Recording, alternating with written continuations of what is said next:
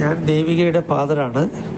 എൻ്റെ മകൾ 2000 ഒക്ടോബർ മാസത്തിലാണ് ജനിച്ചത്. 8ാം മാസത്തിൽ സ്പൈനൽ ബൈഫഡ അസുഖം മൂലം അമൃത ഹോസ്പിറ്റലിൽ ട്രീറ്റ്മെൻറ്റിലായിരുന്നു. സർജറി കഴിഞ്ഞു. അതിനുശേഷം 3.5 വയസ്സ് മുതൽ 7 വയസ്സ് വരെ നടക്കുകയും അതിനുശേഷം പഴയ അവസ്ഥയിലേക്ക് ആവുകയും ചെയ്തു. ഇപ്പോൾ ബികോം കഴിഞ്ഞിട്ട് സെൻറ് തെരേസയിൽ ബിസിനസ് അനലിറ്റിക്സ് എന്ന കോഴ്സ് ചെയ്തുകൊണ്ടിരിക്കുകയാണ്. 2 ഇയർ കോഴ്സ്. 2 മാസമായി ഹോസ്പിറ്റലിൽ തന്നെയാണ്. ദേവികയുടെ മദർ കിഡ്നി ട്രാൻസ്പ്ലാന്റ് ചെയ്ത പേഷ്യൻ്റാണ്.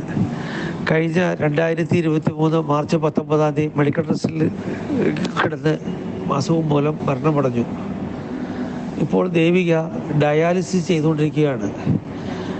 2 കിഡ്നിയും ഫെയിലറായിട്ട് ട്രാൻസ്പ്ലാന്റ് ചെയ്യാൻ വേണ്ടിയിട്ടുള്ള ടെസ്റ്റും കാര്യങ്ങളൊക്കെ ചെയ്തുകൊണ്ടിരിക്കുന്നതിനിടയിൽ വളരെ ബുദ്ധിമുട്ടായി, ശ്വാസം മുട്ടലും ഇതെല്ലാം കൂടിയതുകൊണ്ട് 1 മാസമായിട്ട് മെഡിക്കൽ ട്രസ്റ്റിൽ ട്രീറ്റ്മെൻറ്റിലാണ്. ഇപ്പോൾ വെന്റിലേറ്ററിൻ്റെ സഹായത്തോടെയാണ് മെഡിക്കൽ ട്രസ്റ്റിൽ കഴിയുന്നത്. ഓക്സിജൻ്റെ ലെവല് കുറയുകയും ഷുഗർ കുറയുകയും പ്രഷർ കുറയുകയും പൾസ് മുതലായ അസുഖങ്ങളൊക്കെ മൂലം മാറി മാറി ഹോസ്പിറ്റലിൽ തന്നെയാണ്. ഇന്ന് JMIC മുറിയിലേക്ക് ഷിഫ്റ്റ് ചെയ്തിട്ടുണ്ട്. വെന്റിലേറ്ററിൻ്റെ സഹായത്തോടെയാണ് ഇപ്പോൾ കഴിയുന്നത്.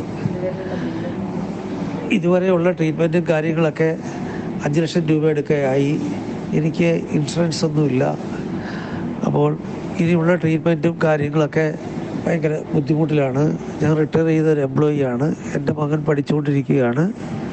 നിങ്ങളാൽ കഴിയുന്ന സാമ്പത്തിക സഹായം ചെന്ന് എൻ്റെ മോളെ രക്ഷിക്കാൻ വേണ്ടിയിട്ടുള്ള സഹായങ്ങൾ ചെയ്തു നൽകണമെന്ന് സന്മനസ്സുള്ളവരോട് അപേക്ഷിക്കുന്നു.